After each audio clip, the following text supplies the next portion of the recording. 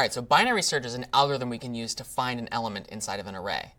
Unlike linear search, it requires a special condition be met beforehand, but it's so much more efficient if that condition is in fact met.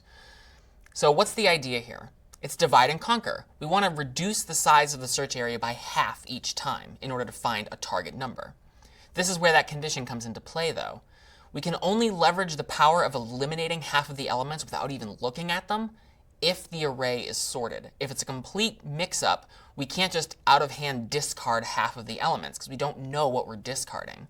But if the array is sorted, we can do that because we know that everything to the left of where we currently are must be lower than the value we're currently at. And everything to the right of where we are must be greater than the value we're currently looking at. So what's the pseudocode steps for binary search? You repeat this process until the array, or as we proceed through, subarrays, smaller pieces of the original array, is of size 0. Calculate the midpoint of the current subarray. If the value you're looking for is in that element of the array, stop. You found it. That's great.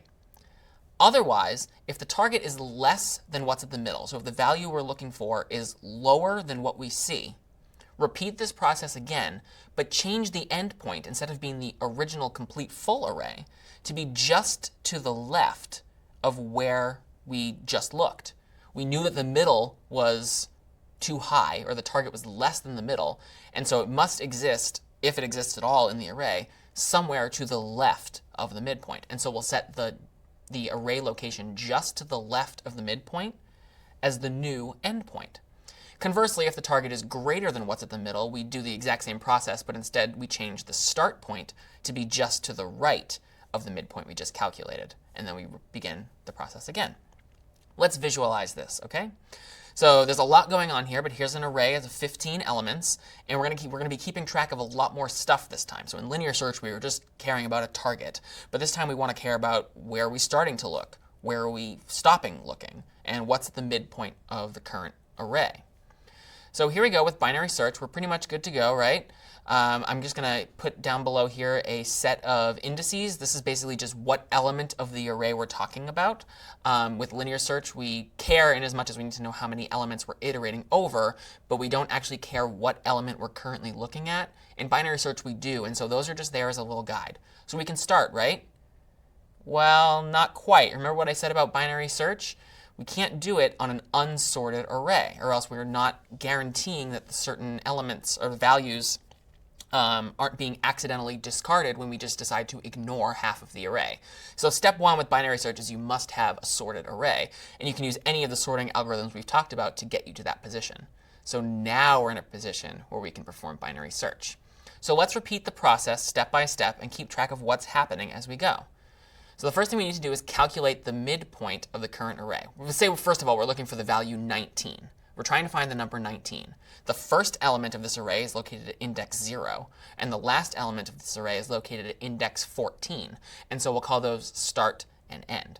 So we calculate the midpoint by adding 0 plus 14 divided by 2, pretty straightforward midpoint.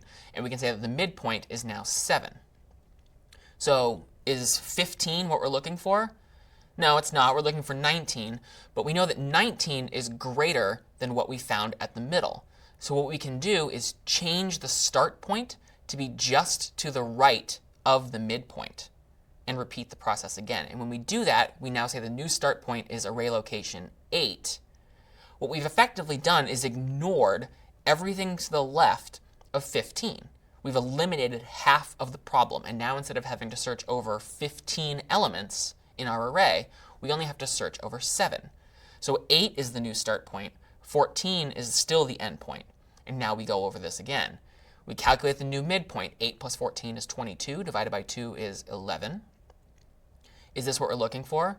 No, it's not. We're looking for a value that's less than what we just found. So we're going to repeat the process again. We're going to change the end point to be just to the left of the midpoint. So the new end point becomes 10. And now that's the only part of the array we have to sort through. So we have now eliminated 12 of the 15 elements. We know that if 19 exists in the array, it must exist somewhere between element number 8 and element number 10. So we calculate the new midpoint again. 8 plus 10 is 18. Divided by 2 is 9. And in this case, look, the target is at the middle. We found exactly what we were looking for. We can stop. We've successfully completed a binary search. All right, so we know this algorithm works if the target is somewhere inside of the array.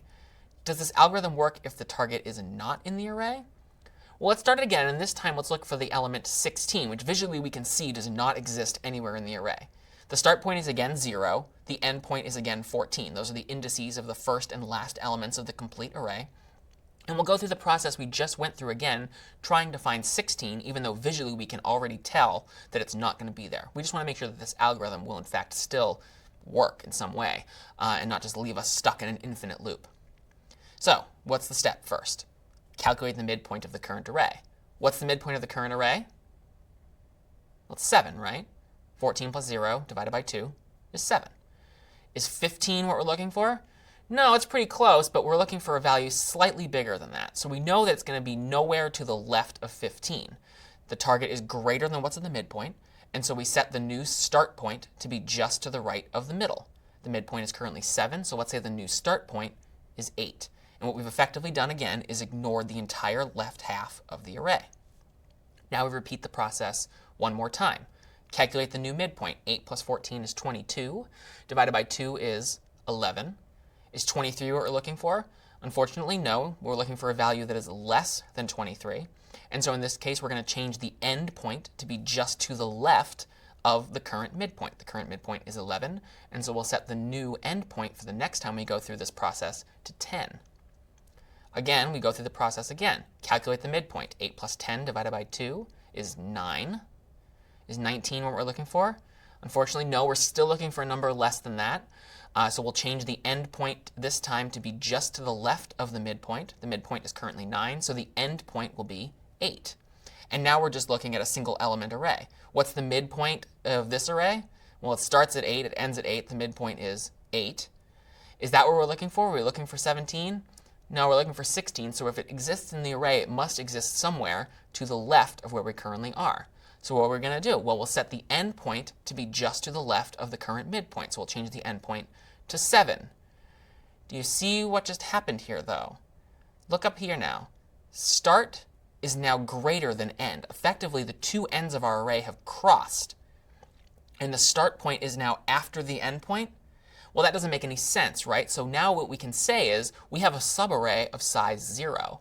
And once we've gotten to this point, we can now guarantee that the element 16 does not exist in the array because the start point and end point have crossed. And so it's not there. Now notice that this is slightly different than the start point and end point being the same.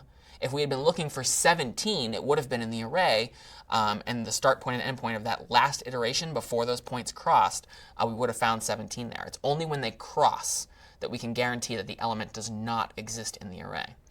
So this took a lot fewer steps than linear search. In the worst case scenario, we had to split up a list of n elements repeatedly in half to find the target, either because the target element will be somewhere in the last division, or it doesn't exist at all. So in the worst case, we have to split up the array, do you know? Log of n times. We have to cut the problem in half a certain number of times. That number of times is log n.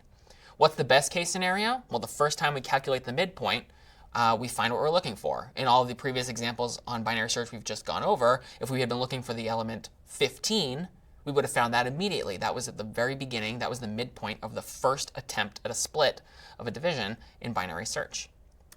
And so in the worst case, binary search runs in log n, which is substantially better than linear search in the worst case. In the best case, binary search runs in omega of 1. So binary search is a lot better than linear search, but you have to deal with the process of sorting your array first before you can leverage the power of binary search. I'm Doug Lloyd. This is CS50.